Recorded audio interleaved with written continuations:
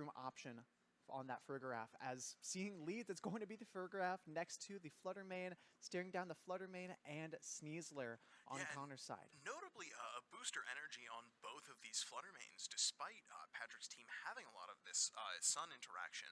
We see a lot of the times these Fluttermanes on Sun teams generally opt for running Choice Specs or Life Orb or some damage boosting item so that it is able to make use of the Sun to activate its photosynthesis. But we see Padrick opting for more of this supportive Fluttermane on his team.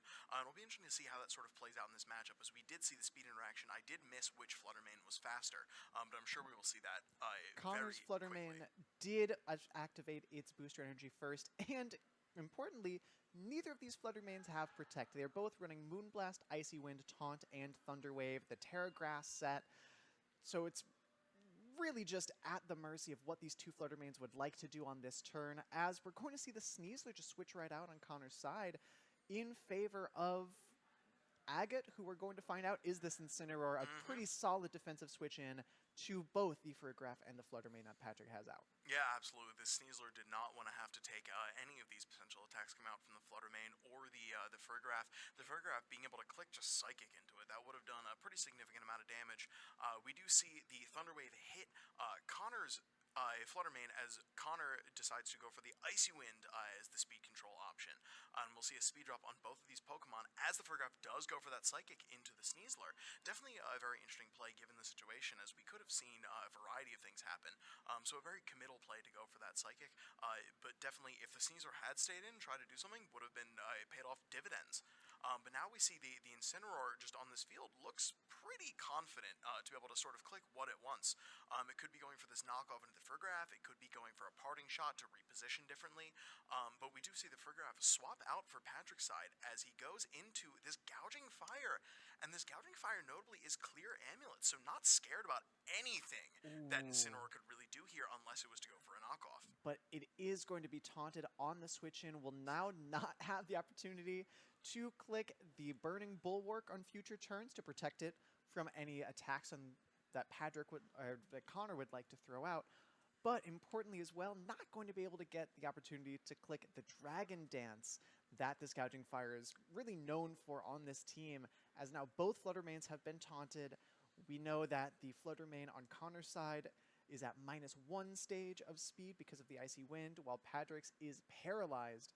We'll keep the speed order in check for now, but very, very curious to see how these interactions go on moving forward in this game with, say, the Speed Booster Fluttermane interacting with the Sneasler. You would think the Sneasler is going to be faster than a paralyzed Fluttermane, but you're never really sure.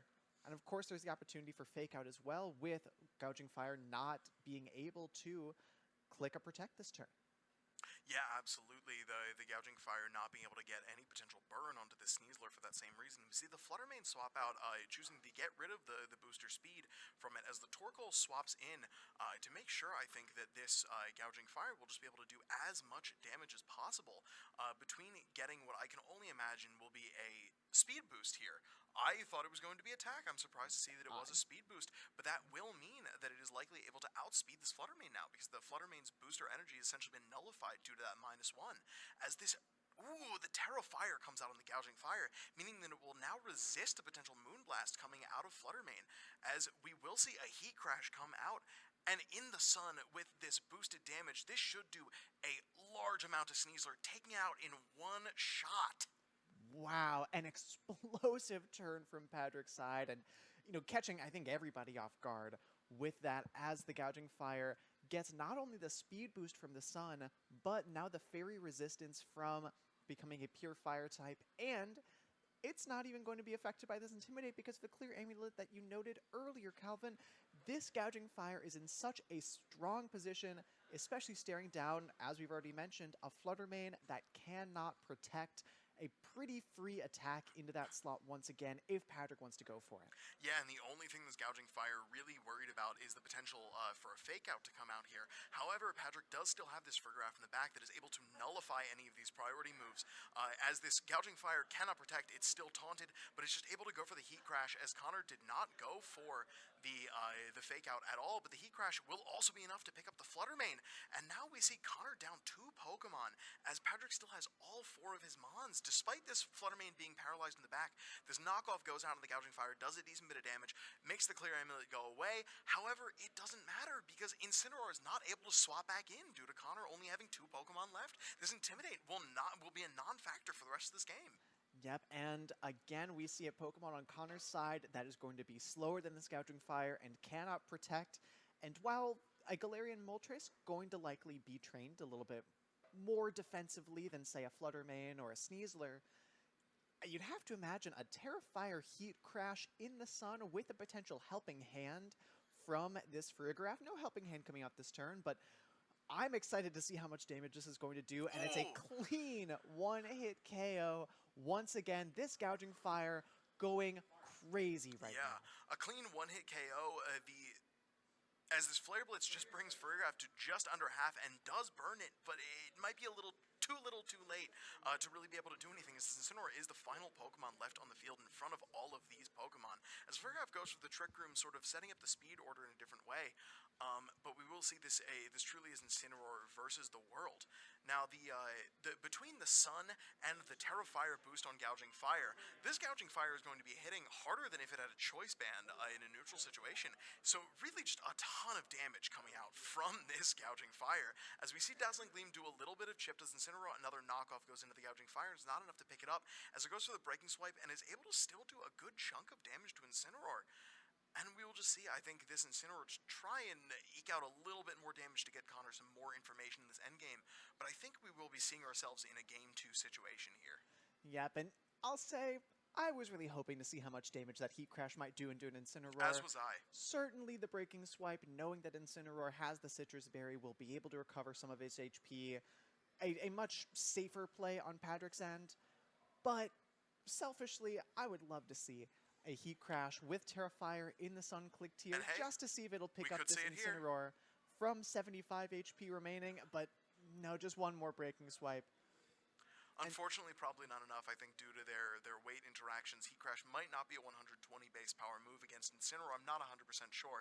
Could be closer to that 80 or 100 range. It will be interesting to look up. But we do still have this Torkoal in the back, and Padrick's Torkoal does have Earth Power. So even if Incineroar were at a slightly higher damage threshold, it would still likely be able to pick it up due to either being able to click Eruption or Earth Power here, doing a good bit of damage to Incineroar. Oh, yeah, and you're really just a formality at this point. It has been since the Galarian Moltres was KO'd.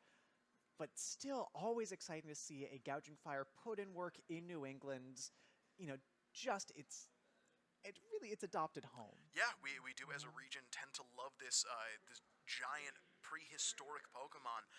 Absolutely a ton of fun to use on any of its Howl variant teams or on any teams of the sort. It's just such an incredibly cool Pokemon that does not necessarily get the recognition outside of its loved home region.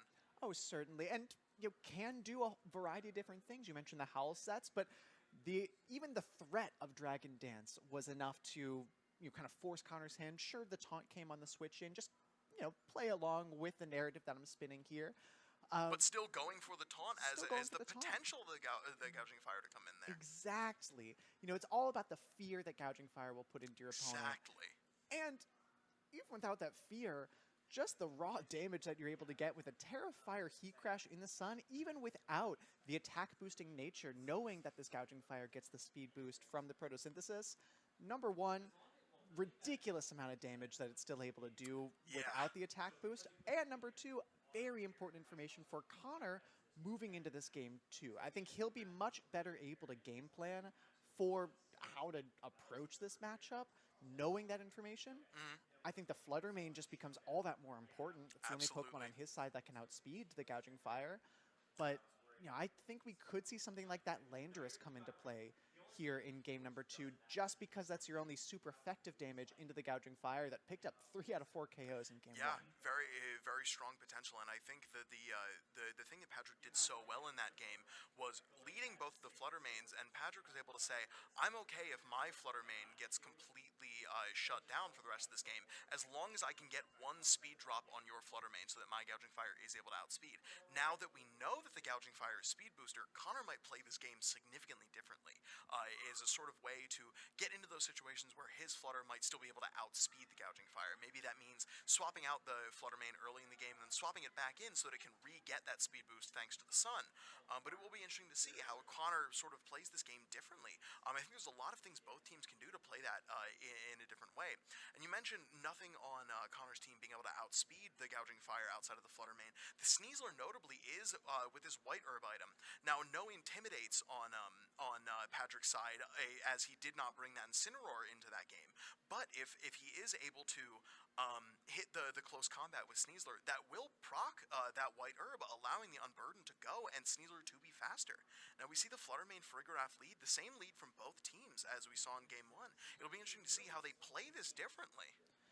Yeah, I'm a little curious to see Padrick just return to the well here, knowing that his Flutter Main is slower. Certainly, like you had mentioned, there is the opportunity for this Flutter Main just to get off an Icy Wind. It should be fairly safe from Padrick's end here for turn 1, but always at the mercy of whatever Connor wants to do, whether that's a Thunder Wave into your Flutter Main, a taunt that'll prevent you from taunting the opposing Flutter Main, which was so valuable in that first game. I do like the Farigiraf. It puts you in a pretty strong position, forcing the Sneasler's hand just a little bit, but just a little bit of a precarious position from Padrick, and we'll see how Connor is able to kind of press this advantage that he should have given the speed interactions here. Yeah, and something interesting to note sort of about this lead from Connor is that it does sort of pin this Flutter Main to some extent in terms of saying you're either going to be able to click Thunder Wave and potentially get taunted, or click Icy Wind and potentially proc that white herb on the Sneasler. There's two very interesting sort of bits of play there going on as we see this Terra Dragon come out from the Sneasler. Now, a very interesting move in front of this Flutter Main that could be able to take advantage of that with this Moonblast, as we see the Thunder Wave from Connor's side hit Padrick's own Flutter Main, taking out a lot of that speed as we saw from Game 1, but this is still a fast Pokemon as Direclaw comes out, and must saying, I don't want to get this status proc from Direclaw. I'm here for just damage. As Dazzling Gleam comes out, calling the Terastallization on Sneasler, and still not doing a ton to Sneasler, maybe telling us the Sneasler might be a little bulkier than we would have seen during Regulation H. Yeah, a super effective Dazzling Gleam into that Sneasler, not even getting half of the Sneasler's HP. A very bulky Pokemon, and once again, the lack of Protects on this field, creating a pretty sticky situation for the team that does not have the speed advantage, as now Connor is able to, not click a Taunt or a Thunder Wave, but pretty freely just get Moonblast damage onto the field, and potentially even take a KO with the Sneasler on the opposing Flutter Main this turn. Yeah, absolutely, but something big coming out of that, of Connor's Flutter Main not being able to taunt anymore, means that this Farigiraf is free to be able to go for Trick Room as long as it does not get full paralyzed this turn. Now, the Moonblast comes out, and this will be enough to pick up the Sneasler, so that's Connor's Terastallization and one of his Pokemon down off the field. Now, if this Flutter Main were to go out for free on this turn on Padrick's side, that would mean that this Farigiraf is able to set up Trick Room. As we see, Farigiraf is full paralyzed, meaning it won't be able to do anything this turn. Now, we don't know what it could have gone for, as it is likely still the slowest Pokemon on the field. It could have gone for Trick Room, or it could have gone for an attack there. But now we see this Moltres is coming out, and it's just a threat for so much potential damage with this Fiery Wrath, this Choice Specs Fiery Wrath that will do good damage into both these Pokemon. Yeah, but we're seeing exactly the adjustments that Connor was thinking of after that Game 1, knowing that switching out the Sneasler immediately in that first game, you really weren't able to get all that much value out of it. You just need to get some damage on the board. And if you're able to get that, now you're in a position where the Farigiraf can only Terastallize to the Fire type, the opposing Flutter Main can only Terastallize to the Grass type. Nothing resists this Galarian Moltres, and now the paralyzed Flutter Main at -1 stage of speed. You get the critical hit with the Icy Wind. Should put both of these Pokemon easily into range of a Fiery Wrath, and giving Connor the 3-2 Pokemon advantage, even after going down, losing your first Pokemon and your Terastallization early in this game. Yeah, an explosive bit of damage coming out here, and we'll have to see what Padrick's final two Pokemon are if we do see, as in Game 1, that it was that Torkoal and Gouging Fire. We could still have a game on our hands, as this Gouging Fire will still be speedy, but we did not see Connor get any speed drops into, or sorry, we did not see Padrick get any speed drops into Connor's Flutter Mane, so that will still mean that more than likely Connor's Flutter Mane will outspeed this Gouging Fire, due to both of them having a speed boost and Flutter Mane being naturally significantly faster than Gouging Fire. Yeah, that is the big difference here in the second game, is that in order for Padrick to take the KO onto the Terror Dragon Sneasler, he had to forego dropping the opposing Flutter Mane speed stat, and we are going to see it, at least a turn that it looks like you're pretty excited about, Calvin. We'll have to wait for this terrestrialization to come through on the Gouging Fire, becoming the pure fire type here. Yes, we will, and it will be very interesting to see what this Flutter Mane decides to go for, as it is quite important to remember that this Gouging Fire does have a clear amulet, so this Icy Wind won't provide the speed drop for Gouging Fire, meaning this Moltres will not be able to outspeed the Gouging Fire, and Gouging Fire goes for Heat Crash, and does, as we saw in Game 1, enough to one-hit KO the Galarian Moltres, the critical hit, the cherry on top of the cake, really making sure that this Galarian Moltres was not able to do any damage this turn, as this Torkoal is free to go for a very strong Weather Ball into this Flutter Mane, doing a significant amount of damage. Now, Connor will be left with just this low HP Flutter Mane, and then a full health Incineroar coming out. This is still a clear Amulet Gouging Fire. No attack drops will be coming, no Intimidate drops will be coming out into it. Yeah, and because the Flutter Mane was taunted, really not a ton else that you could have done that turn, to slow down the Gouging Fire. It was a pretty guaranteed Terrafire Heat Crash into something on that turn for Connor's side. The best you could have done was, call which slot the Gouging Fire was going to target, switch your Incineroar in to take that attack. You do have the Citrus Berry item. You're going to be able to take at least one hit pretty well. And yes, you have Fake Out potential on the board, but your Flutter Mane is just at such low health. Any stray hit from either of these two Pokemon on Padrick's side is going to be able to knock it out. And once again, the lack of Protects on Connor's side really putting him in a bind, as Padrick gets to play the very, very safe double Protect turn. Yeah, absolutely, and that will mean that this Gouging Fire using Burning Bulwark as opposed to Protect means that this Flutter Mane could potentially still go for this Thunder Wave and hit through the Burning Bulwark into Gouging Fire. However, the Thunder Wave went off into the Torkoal in hopes to sort of, I think if the Torkoal hadn't gone for the Protect that turn, just mean that maybe you had another turn for it to get fully paralyzed. We'll have to see what Connor's able to do this turn, as without any of that pressure, he doesn't really command the same board presence. This Thunder Wave goes off in the Gouging Fire, and we'll have to see if it will get fully paralyzed in this turn. That feels like Connor's only out to be able to continue this, as Gouging Fire goes for the Dragon Dance, saying, I don't care about your Thunder Wave, I'm trying to get this speed boost, and I will be boosting my damage into you. As the knockoff comes out and does a chunk of damage to Gouging Fire, this Torkoal will be left to use an attack this turn. It will be going for this Eruption, and this Eruption, at a relatively still high health Torkoal, is able to do a solid amount of damage into Incineroar and take out the Flutter Mane, meaning that we are back into an end of Game 1 situation where we have this Torkoal and Gouging Fire against this Incineroar, and it does look like Incineroar is fighting an uphill battle here. Yeah, just fire types all around for both of these players.